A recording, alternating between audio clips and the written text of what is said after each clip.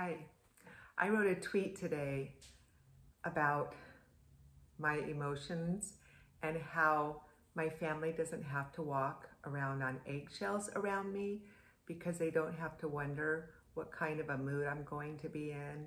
They don't need to worry about me being offended or bitter if they don't say something that I don't like. And it just makes for a very peaceful home. And it's wonderful to be around someone that is not led by their emotions and feelings. And so a lot of women have asked me how to do that, because the majority of women are being led by their emotions and feelings. And if they aren't taught not to be led by their emotions and feelings, that will be their emotional bent, because we are more emotional than most men in general. Some women aren't, but the vast majority are.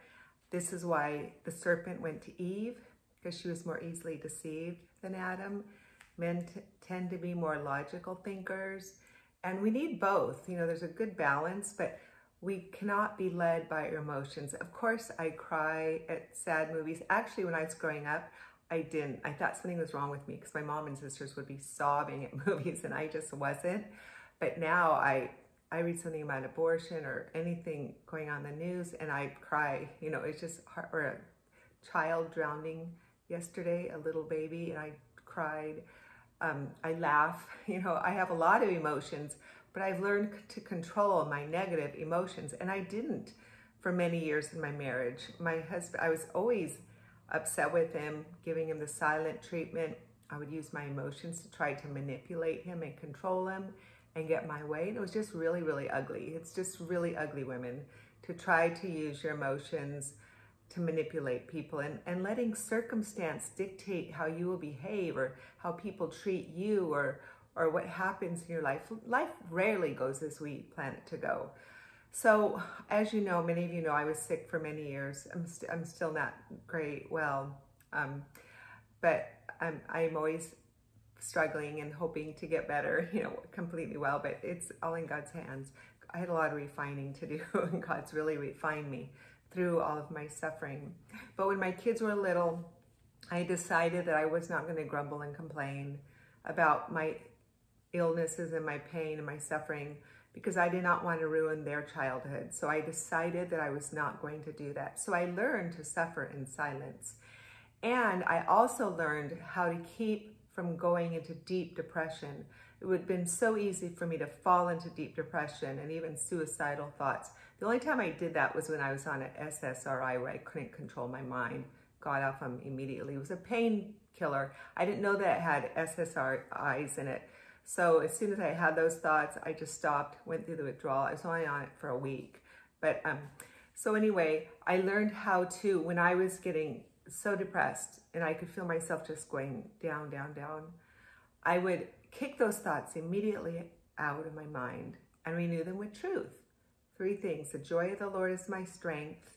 I would think of, okay, I've got to remember that. The joy of the Lord is my strength. Worrying and anxiety produce nothing good.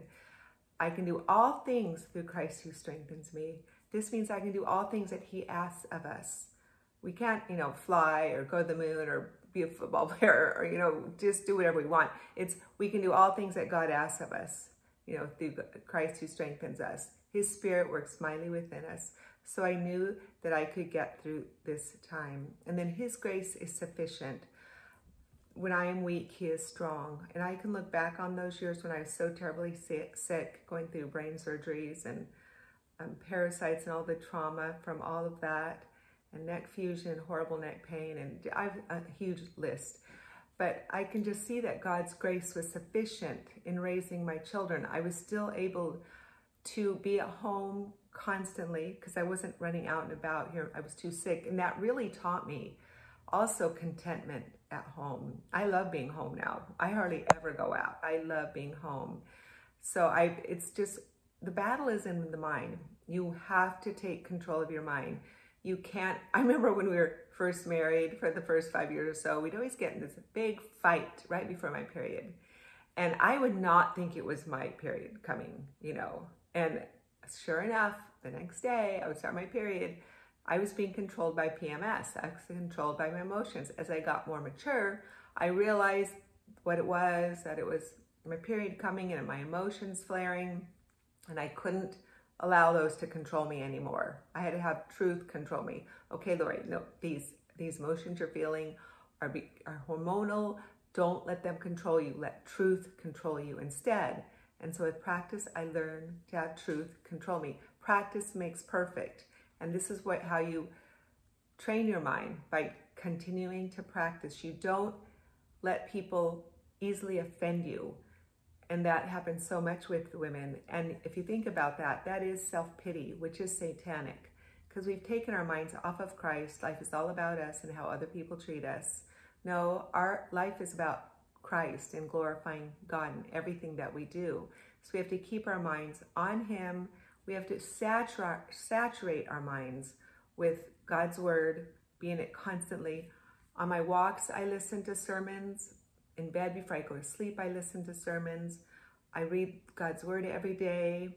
I read good literature. I'm at the point where I love goodness so much, and honesty and purity, that there's hardly anything I even like on TV. In fact, I watched some of the Olympics, but I just couldn't stand seeing so many women so immodestly dressed, and the way they held themselves and what they did, and women boxing and wrestling, and it was just all, oh, yuck. These are such bad influences for young women today. And a lot of those track stars have long claw-like fingernails, ton of tattoos and piercings, and their butts hanging out.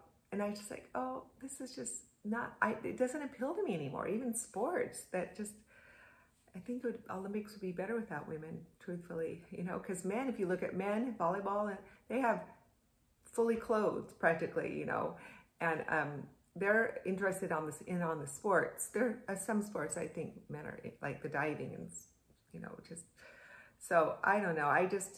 There's even the Hallmark shows now, they're just so feminized. It's got such an agenda. Even though they seem modest, there's no cussing, no violence, no sleeping around or fornication, any of that. The whole feminist agenda is woven throughout it. It's always about a career woman getting to the top, trying for her goals, And so I'm just kind of all sick of that, So I try to read books that are in line with God's Word and His will. And what we think and what we ingest in our mind is who we are. Just like what we eat. I wrote my cookbook because I want women to start feeding themselves and their families healthy and to make themselves well. And I remember being in a doctor's office about my brain tumor, and it was just like, I try so hard to be healthy. She goes, you probably wouldn't be here if you weren't trying so hard to be healthy and doing what you could. Because, we just do what we can and leave the results with the Lord.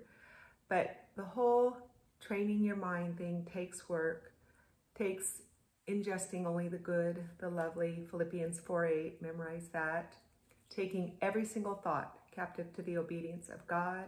Renewing your mind with truth, like Romans 12:1 and 2 says, not being conformed to this world, but being conformed to God's perfect will instead. And His will is so beautiful, women.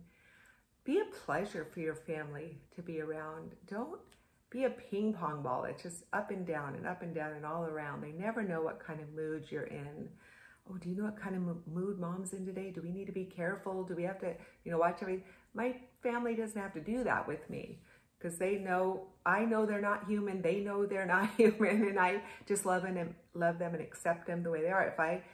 If they're struggling with something, I'll speak truth to them, or I always speak truth as much as I can to people. Just plant seeds of truth and then just leave it with the Lord. Do I speak truth perfectly? No, and all of you know that. I don't speak it on here and I don't write it perfectly, but I do the best that I can, and I try to keep my thoughts on the Lord, His will and His ways, because I know they're so beautiful and so perfect.